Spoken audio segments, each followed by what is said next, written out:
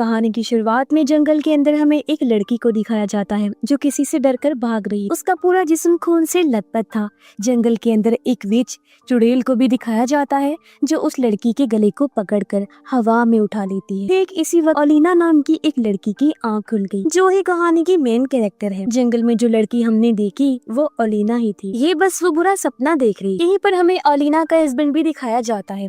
दोनों एक दूसरे से बहुत प्यार करते हैं और साथ में बहुत खुश थे। ओलिना का हस्बैंड जब नहाने के लिए गया तब ओलिना अपनी एक दोस्त को कॉल करती है। वो कहती है कि सब कुछ बहुत अच्छा चल रहा है, मैं अपने हस्बैंड के साथ बहुत खुश हूँ और अब मैं अपनी आगे की जिंदगी उसके साथ ही गुजारना चाहती हूँ। रात के वक्त जब ओलिना का हस्बैंड काम से वापस लौट कर आता है तब ये दोनों बहुत अच्छा टाइम साथ गुजारते हैं। इस दौरान टीवी पर एक न्यूज चल रही थी। बताया जाता है कि रशिया ने कई मुल्कों पर हमला बोल दिया है। रशिया के फौजियों ने हमला करने के बाद लोगों का जीना मुश्किल कर दिया है। बड़े बड़े मुल्क भी रशिया के सामने घुटने टेक चुके। फौजी लोगों के घरों में घुसकर उन्हें काफी ज्यादा टॉर्चर कर रहे हैं, जुल्म करते हैं, मारते पीटते हैं। ओलिना का हस्बैंड जहाँ रहता था वहाँ पर भी रशियन फौजी आ चुके, इसीलिए वो अपनी वाइफ को चुपके से लेकर यहाँ से कहीं दूर जा रहा था। ये लोग सीधे रास्ते नहीं जाते बल्कि जंगल वाले रास्ते से जाने का फैसला करते हैं क्योंकि वो वाला रास्ता शॉर्टकट था। लेकिन उन्हें नहीं पता था कि जंगल में जाने के बाद उनका सामना रूसी फौजियों से हो जाएगा। ये रूसी फौजी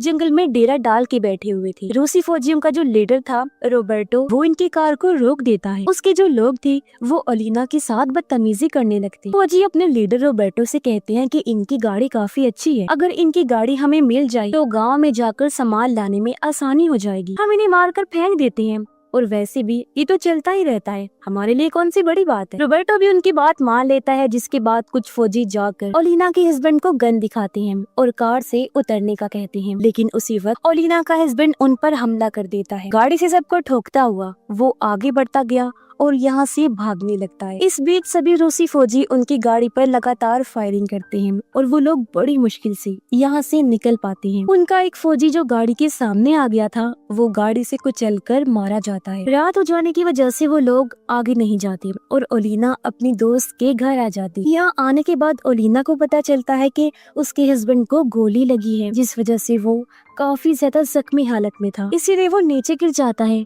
खून बहुत ज्यादा बह गया था, इसलिए उस बेचारे की कुछ टाइम के बाद ही मौत हो जाती है। ओलिना कंट्रोल से बाहर हो जाती है, फूट फूट कर रोने लगी। उससे ये सदमा बर्दाश्त नहीं हो रहा था। अपनी ताकतों से वो उसे जिंदा करने की कोशिश करती है लेकिन कोई फायदा नहीं होता और अब उसे खो देने की वजह से वो गुस्से से आग बगोला हो जाती है। वो अपने हस्बैंड की लाश को अंदर लेकर जाती है और उसे अच्छे से साफ करती है। वो ये वादा भी करती है कि जब तक वो बदला नहीं ले लेगी तब तक वो अपने हस्बैंड की लाश को नहीं जलाएगी। उसकी दोस्त कहती है कि ऐसा करना ठीक नहीं होगा, तुमने ये सब कुछ छोड़ दिया था। ओलिना कहती है कि मैंने ये सब कुछ अपने हस्बैंड के लिए ही छोड़ा था, लेकिन उन लोगों ने उसे मार दिया है और अब क्योंकि वो नहीं रहा तो मैं भी चैन से नहीं बैठूंगी। इसके बाद ओलिना एक खुफिया दरवाजा तोड़ती है और उसके अंदर चली जाती। ये एक केव यानी गार थी और यहाँ पर एक छोटा सा घर बना हुआ था। आसपास बहुत सारी मोमबत्तियां भी जल रही। उसकी कलाई पर पट्टी जैसा कुछ बंधा हुआ था जो शायद उसे रोकने के लिए था, जिसको वो चाकू से काट देती है। ऐसा करने की वजह से उसकी जो ताकतें थी वो फिर से वापस आ जाती हैं और वो बन जाती है एक विच। अब पहले भी वो विच ही थी लेकिन हस्बैंड की खातिर उसने सब कुछ छोड़ दिया था। दूसरी तरफ हमें जंगल में रॉबर्टो को दिखाया जाता है। सुबह हो जाने के बाद वो अपने लोगों से कहता है कि गाँव में जाओ और जो मिले उसे उठा लाओ। उसके कहने पर सभी लोग तैयार हुए और अपनी वैन लेकर गांव की तरफ चले जाते हैं। इनके हाथों में हथियार होने की वजह से इन्हें किसी चीज का कोई डर नहीं था। घर के अंदर घुस जाते हैं और लोगों को पीट कर उनका सामान लूट लेते। आज के दिन ये लोग जिस घर में गए उसमें एक लड़की, ये लोग उस लड़की के साथ बदतमीजी करना शुरू कर देते हैं। घर का सामान लूटने के बाद उस बेचारी के साथ बहुत गलत करते हैं और वो बहुत रोती है। बाहर कुछ रूसी फौजी बैठे हुए थे, अपने साथियों के आने का इंतजार कर रहे। तभी यहाँ पर साइकिल लेकर एक औरत आ जो इन फौजियों के बारे में उल्टा सीधा बोलने लगती है, जिसकी वजह से ही एक फौजी गुस्से में आकर औरत के सर पर गोली मारता है और उस बेचारी की भी मौके पर ही मौत हो जाती है। इसके बाद ये सभी फौजी सारे घरों में से सामान लूटने के बाद जंगल में वापस आ जाते हैं। ये लोग अपने साथ उस लड़की को भी लेकर आए सिर्फ इसलिए कि जब चाहे उस बेचारी के साथ गलत करे। इसके बाद सीन बदलता है और हमें ओलिना को दिखाया जाता है। वो बाहर उनकी गाड़ी के पास जाकर गाड़ी पर लगे खून के सैंपल को ले लेती है। ये खून उस फौजी का था जो गाड़ी के सामने आया था। अब एक की तो कुचलने की वजह से मौत हुई थी और दूसरा ये वाला फौजी जिंदा था। ओलिना उस खून को लेने के बाद उस पर एक रिचुअल जादू करती है, जिसकी वजह से उस फौजी की हालत खराब होना शुरू हो जाती है। उसके मुंह से इंसानी लंबे से बाल बाहर निकलते हैं, जिससे सब और वो खुद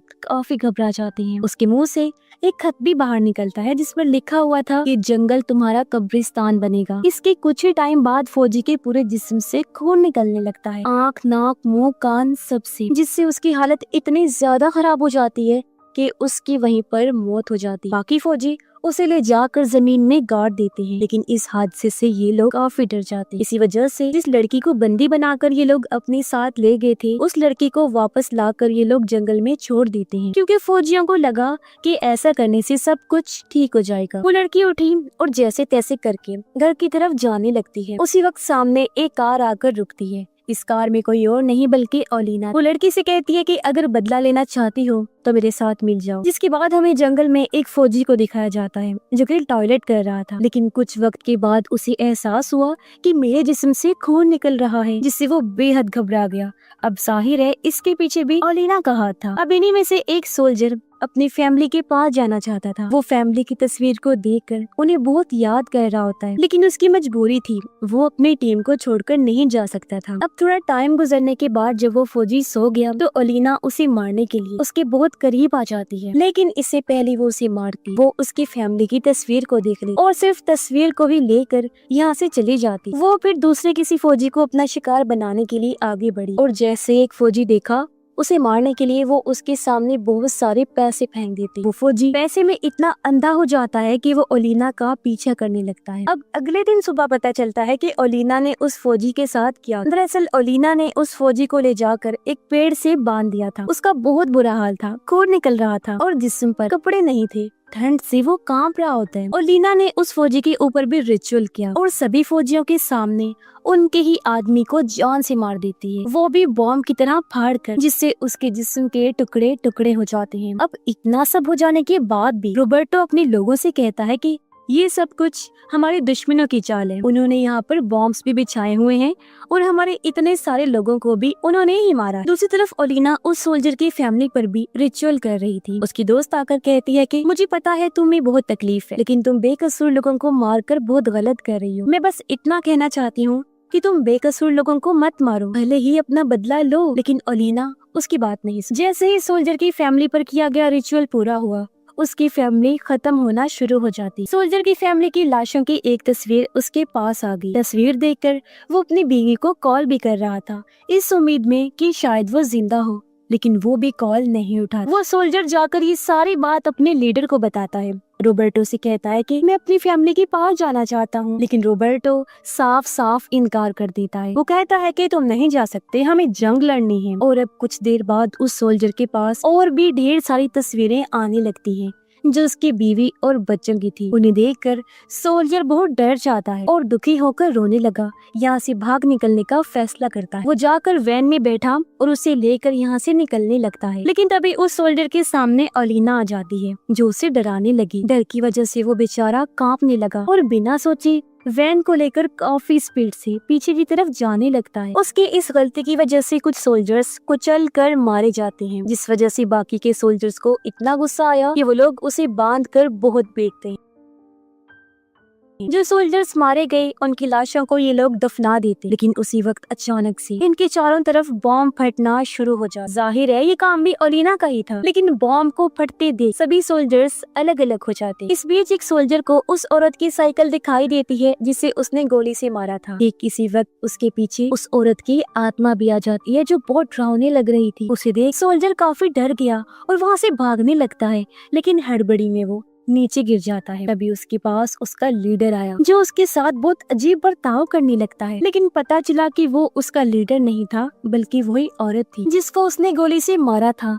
उसकी आंखों में खून उतर आया था और वो बहुत ही बुरे तरीके से फौजी को मारकर उसके दिल को बाहर निकाल लेती है और अपना बदला पूरा कर लेती है, जिस दिल को बाद में ओलिना खाने लगी। ऐसा करके उसे बहुत सुकून मिलता है क्योंकि धीरे धीरे उसका बदला पूरा हो रहा था। वो सभी फौजियों की जान जो ले रही। उसकी दोस्त ऐसा करने के लिए भी उसे मना करती है, लेकिन वो उस पर गुस्सा करने लगती है। सभी सोल्जर्स को पता चलता है कि दफन की हुई सभी लाशों को किसी ने बाहर निकाल दिया है। इन्हें यकीन हो गया था कि ये काम उसी का हो सकता है जो हम सबको मार रही। सारे फौजी वैन को लेने के बाद जब दोबारा गांव की तरफ जा रहे थे, इन्हीं पेड़ों पर बहुत दिल दहला देने वाली चीज नजर आई। दरअसल जिन फौजियों को दफनाया गया था उनकी लाशें निकालने के बाद किसी ने उनके छोटे छोटे पीस करके पेड़ों पर लटका दिए थे। ये देखकर एक फौजी बहुत डर जाता है और कहता है कि बस अब मैं ये सब कुछ बर्दाश्त नहीं कर सकता। इतना कहने के बाद वो खुद को गोली मार लेता है और ठीक उसी वक्त रोबर्टो को जंगल की तरफ एक औरत नजर आती है। उसको देखने के बाद सभी सोल्जर्स उसकी तरफ फायरिंग करने लगते हैं। कुछ देर बाद वो अचानक से गायब हो जाती है।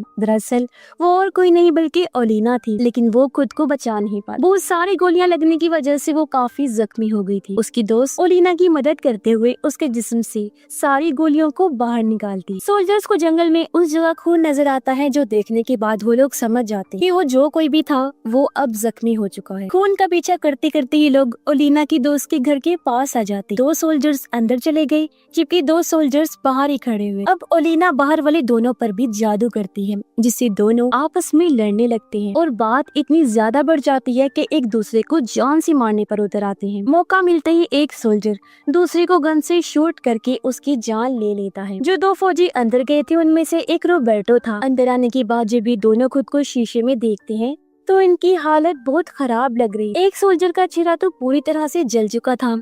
रोबर्टो उससे डरता है जिस वजह से वो उसे जान से मार देता है। ऐसा करने के बाद वो छुप गया और जब ओलिना आती है तो वो पीछे से उसके ऊपर हमला कर देता है। फिर वो ओलिना को नीचे गिराता है और उसके साथ गलत करने लगा, लेकिन वो ओलिना नहीं थी बल्कि वो तो उसका फौजी साथी था जिस बेचारे के साथ ही उसने ये सब कर दिया। और अब ओलिना भी सच में यहाँ आ जाती है। रोबर्टो पर हमला करने के बाद वो दूसरे फौजी पर भी हमला करके उसकी जान ले ली। इसी वक्त यहाँ पर उसकी दोस्त आकर जानकारी देती है कि मैंने चेक किया था, तुम माँ बनने वाली हो, इसी वजह से गोली लगने के बाद भी तुम ठीक हो गई, तुम्हें अपने बच्चे को बचाना होगा। तभी रोबर्टो पीछे से उसकी दोस्त पर हमला करके उसे पकड़ लेता है और उस पर गन तान देता है, जिससे ओलिना का अब इतना दिमाग खराब हो गया कि इस बार वो उस पर इतना खतरनाक हमला करती है कि उसे जान से मार डालती। अब ये जानकर कि वो माँ बनने वाली है वो काफी खुश होती और अब वो एक नई जिंदगी की शुरुआत करना चाहती। इसी वजह से वो यहाँ से कहीं दूर चली जाती है और अपने बच्चे को पैदा करती है और अपने आगे की जिंदगी अपने बच्चे के साथ हंसी खुशी गुजारती है। और एक बार फिर वो विच और जादू वाला काम छोड़ चुकी थी। अपने बच्चे की खातिर इस काम को फिर से ना करने का खुद से वादा भी करती है। और इसी के साथ ये फिल्म इधर ही खत्म हो जाती है।